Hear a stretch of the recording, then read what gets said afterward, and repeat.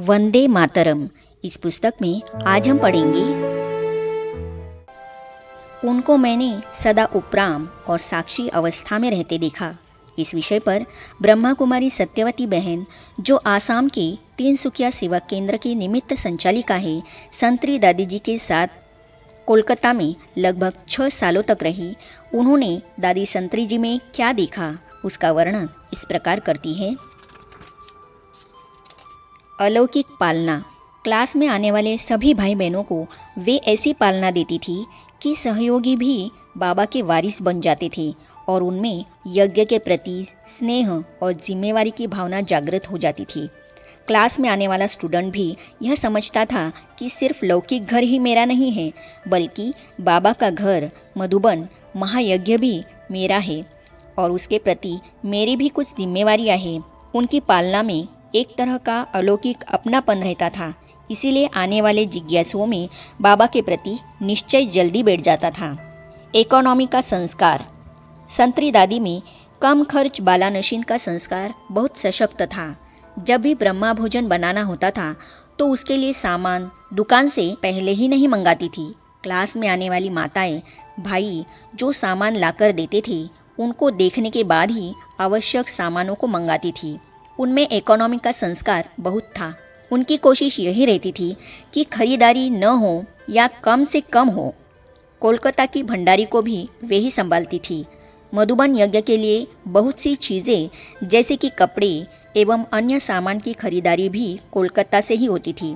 यह सेवा संतरी दादी ही करती थी। फलों की सीज़न जब आती थी तब साकार बाबा के पसंद के जो भी फल होते थे, उनको सबसे पहले खरीद करके बाबा के लिए भेजती थी। यज्ञ के प्रति और बाबा के प्रति उनके मन में बहुत स्नेह और समर्पण की भावना थी। मैंने देखा कि उनके हाव भाव, चाल चलन, बातचीत से कभी यह नहीं लगता था कि वे बाबा की लौकिक रिश्तेदार हैं। हमेशा बाबा के प्रति और यज्ञ के प्रति उनमें मैंने श्रद्धा और त्याग की भावना ही देखी। नष्टो मोहा स्मृति स्वरूपा। जब विश्व किशोर भाऊ का ऑपरेशन होने वाला था, तब बाबा को मुंबई से फ़ोन आया था। बाबा ने संतरी दादी को बुलाकर समाचार सुनाया और कहा, मुंबई जाओगी ना? उन्होंने कहा, जी बाबा। उनके चेहरे से मुझे यह नहीं लग रहा था कि वे पति की सेवा करने या पति को देखने जा रही है। उनकी शांत मुद्रा से मुझे यही लग रहा था कि वे बाबा की आज्ञा पालनार्थ जा रही है। उनमें सूक्ष्म में भी कोई हलचल नहीं देखी।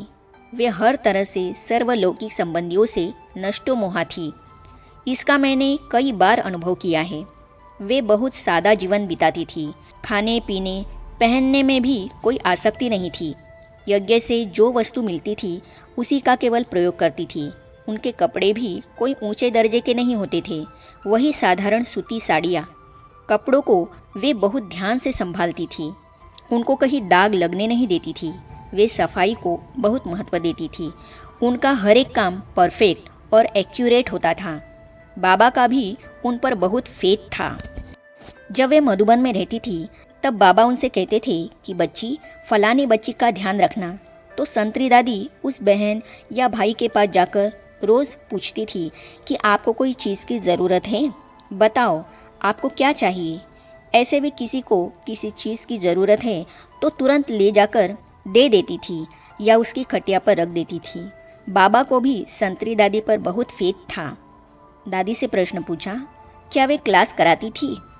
दादी ने उत्तर में कहा, मुरली तो नहीं सुनाती थी, लेकिन अमृत वेले का योग पूरा होने के बाद बहनें उनके सामने बैठ जाती थी तो कुछ न कुछ अनुभव की बातें, ज्ञान की बातें, योग की बातें, धारणा की बातें सुनाती थी।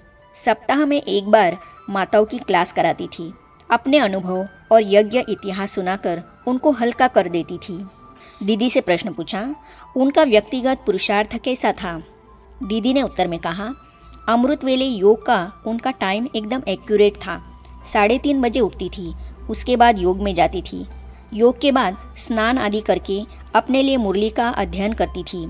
इन सब के लिए उनका टाइम एकदम फिक्स था। किसी बात पर शांति से ही अपना विचार देती थी। दीदी से प्रश्न पूछा, शिव बाबा के प्रति उनका क्या भाव होता था? शिव बाबा को वे किस रूप से ज़्यादा याद करती थी अथवा संबंध रखती थी? दीदी ने उत्तर में कहा, उनसे तो मैंने पूछा नहीं है, लेकिन उनके हाव भाव से मुझे लगता था कि शिव बाबा के प्रति उनका बहुत श्रद्धा भाव था। उनके व्यवहार से लगता था कि वे शिव बाबा को सद्गुरु और पति के रूप में ज़्यादा याद करती थी, क्योंकि जैसे भक्ति मार्ग में गुरु की आज्ञा से हर कार्य किया जाता है, वैसे ही जब कोई भी खाने पीने की चीज़ सेंटर पर आती थी अथवा कोई जिज्ञासु दे जाती थी तो सबसे पहले शिव बाबा को भोग लगाती थी। इसके बाद ही सभी को खाने के लिए देती थी। शिव बाबा को वे गुरुओं के गुरु, पतियों के पति और पिताओं के पिता समझकर याद करती थी और चलती थी। उनका न किसी बहन से लगाव था, न किसी से बहुत स्नेह। सदा उपराम और साक्षी होकर रहने की अवस्था उनकी मैंने देखी। आपको उनके कौन से गुण अच्छे लगे? दीदी ने उत्तर में कहा, उनका शांत स्वभाव और शालीनता, जिसको रॉयल्टी अथवा राजाई स्वभाव कहते हैं, यह उनमें खानदानी गुण था। ये मुझे अच्छे लगे।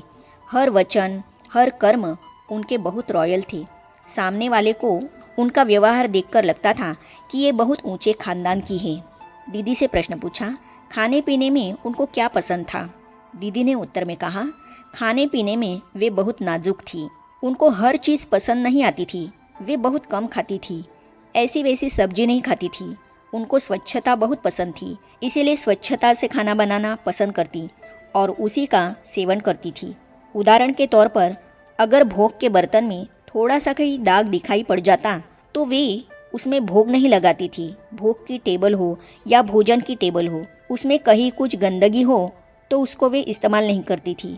अच्छी तरह सफाई करके उसका उपयोग करती थी। इस तरह उनको स्वच्छता बहुत पसंद थी।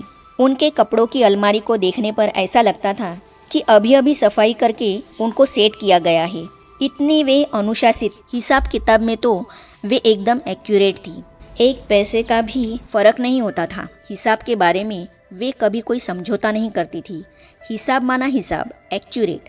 कोई प्रकार का नुकसान उनको बिल्कुल पसंद नहीं था। यज्ञ की हर वस्तु का सही इस्तेमाल होना चाहिए, यह उनकी प्रबल इच्छा होती थी। वे हमें यही शिक्षा देती थी कि अगर भगवान बाप को खुश करना चाहते हैं तो सबसे पहले हर चीज़ की सफाई रखो। दूसरा, हिसाब किताब में ईमानदार रहो। तीसरा, यज्ञ की किसी चीज़ का नुकसान नहीं करो या उसका दुरुपयोग नहीं करो। दीदी से प्रश्न पूछा, क्या आप लोगों को पता पड़ रहा था कि वे शरीर छोड़ने वाली है? दीदी ने उत्तर में कहा, नहीं, कभी किसी को संकल्प तक नहीं आया। हाँ, उनको दमे की बीमारी थी। दिन प्रतिदिन कमज़ोर होती जा रही थी, लेकिन किसी ने यह नहीं सोचा था कि वे इतनी जल्दी शरीर त्याग देंगी। अंतिम घड़ी तक वे अमृत वेले उठकर बाबा की याद में रही। उन्होंने कभी किसी से व्यक्तिगत सेवा नहीं ली। अपने लिए सेवा लेने का संस्कार उनमें नहीं था। उनकी नींद इतनी हल्की थी कि समझो वे पलंग पर सोई है और कोई वहाँ से धीरे धीरे भी चला गया तो भी उनकी आंखें खुल जाती थी। वे सोते हुए भी जागृत रहती थी। वे कभी जास्ती समय बिस्तर पर नहीं रही। अंतिम दिनों में कोलकाता से मधुबन आई थी। रोज की तरह अमृत वेले योग कर रही थी। योग करते करते ही उन्होंने शरीर छोड़ दिया। दीदी से प्रश्न पूछा, क्या अपने लिए किसी ब्राह्मणी को रखा था? दीदी ने उत्तर में कहा, नहीं, उनके लिए कोई निर्धारित ब्राह्मणी नहीं थी। कभी उनको ज़्यादा तकलीफ होती तो कोई न कोई छोटी बहन उनकी मदद करती थी, बस। दादी संतरी जी का जीवन अनेक गुणों और विशेषताओं से भरपूर था। वे अलौकिक जीवन में सर्व का गुणों से श्रृंगार करती रही। सदा मालिक सो बालक का भी पाठ दादी जी ने खूब निभाया। अपनी साथी निर्मल शांता दादी जी को वह सदा अपने से आगे रखती थी। कोई भी कार्य में उनकी राय भी ज़रूर लेती थी और उस राय का आदर करती थी। बहुत कुछ करते हुए भी उन्होंने स्वयं को सदा गुप्त रखा। आगे हम पढ़ेंगे, बाबा कहा करते थे, बच्ची, तुम्हारे से ही यह सेवा होने वाली है। इस विषय पर ब्रह्मा कुमारी दादी किशनी जी अपना अलौकिक अनुभव इस प्रकार सुना रही है। तो इन अनुभवों को हम पढ़ेंगे अगली कड़ी में। तो ये जानने और पढ़ने के लिए इस चैनल को सब्सक्राइब करने के साथ ही साइड में जो बेल आइकॉन है उसे भी क्लिक कीजिए, ताकि आने वाली सभी वीडियो और अब तक की सारी वीडियो आप तक पहुंचती रहेगी। ओम शांति।